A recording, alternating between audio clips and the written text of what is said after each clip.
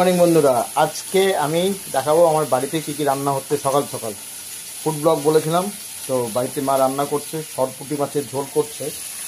এই দেখো সরপুঁটি মাছ মা রান্না করছে। সরপুঁটি মাছের সর্ষে দিয়ে কালো জিরে দিয়ে মাছ করবে, মাছ ভাজা চলছে। আর এই মাছের জন্য আলু কাটা হয়েছে, আর এই মাছ ভাজা হয়ে গেছে, দেখতে পাচ্ছ কিছু ভাজা। এই দেখো ওখানে বড়ি রাখা হয়েছে।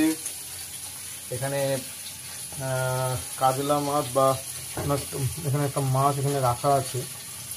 এই হচ্ছে একটা সবজি, এই চলছে। আর এই দেখো এখানে উচ্ছে রসুন ভাজা চলছে। আমি বেসিক্যালি হেলেঞ্চা শাক খাই না বলে এই আমার জন্য মা উচ্ছে রসুন ভাজা করছে।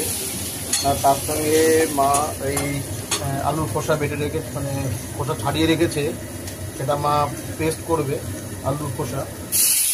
আর এই হচ্ছে হেলেঞ্চা শাক, মা হেলেঞ্চা শাক করবে বলে মা রেডি হচ্ছে। আমি শাকটা খাই না বলে মা এই শাকটা আজকে করবে, মা আর বাবা খাবে হেলেঞ্চা শাক। আর এই পেঁয়াজ সম্বারও দিয়ে দিল।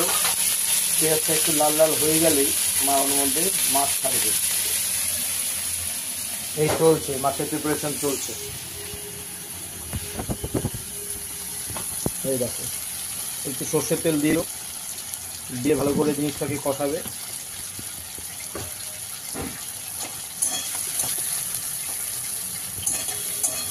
এই দেখো চলছে, কষানোর প্রিপারেশন চলছে। এবার এই আলুটা যেটা হলুদ দিয়ে মাখানো ছিল, এই হলুদ দিয়ে আলুগুলো এগুলো এর মধ্যে দিয়ে দিল। এই দেখো এবার আলু, পেঁয়াজ, সর্ষের তেল, লঙ্কা, তারপরে হচ্ছে কালো জিরে, সব মিক্সিং চলছে হচ্ছে। এটা যখন একটু লাল লাল করে ভেজে উঠে আসবে, এটা মাখা মাখা হয়ে আসবে, তারপর মার মধ্যে মাছগুলো দিয়ে দেবে, দিয়ে মাছগুলোকে ভালো করে কষিয়ে নেবে, তারপর জল দিয়ে দেবে। এই হচ্ছে আজকের সরপুঁটি মাছের প্রিপারেশন চলছে বাড়িতে। আর এদিকে উচ্ছে রসুন ভাজা অনেকটাই হয়ে গেছে। এই একটা ভালো রেসিপি চলছে। কারণ আজকে দুপুরের খাবার হচ্ছে উচ্ছে রসুন ভাজা, সরপুঁটি মাছের ঝাল। এটা কি আছে, ওই কালকের মাছটা না? আচ্ছা, ঝিঙে পোস্ত এটা আছে, দেখো যে ঝিঙে পোস্ত, ঠিক আছে।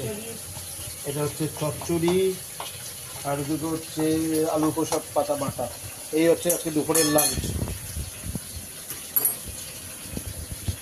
আজকে দুপুরের লাঞ্চ এই তোমাদের সামনে দেখাচ্ছি, তোমরা দেখো, এনজয় করো। আজকে বাড়িতে বসেই তোমাদের একটা ছোট্ট ফুড ব্লগিং আমি তোমাদের সামনে টেক করলাম। Tata, bye bye.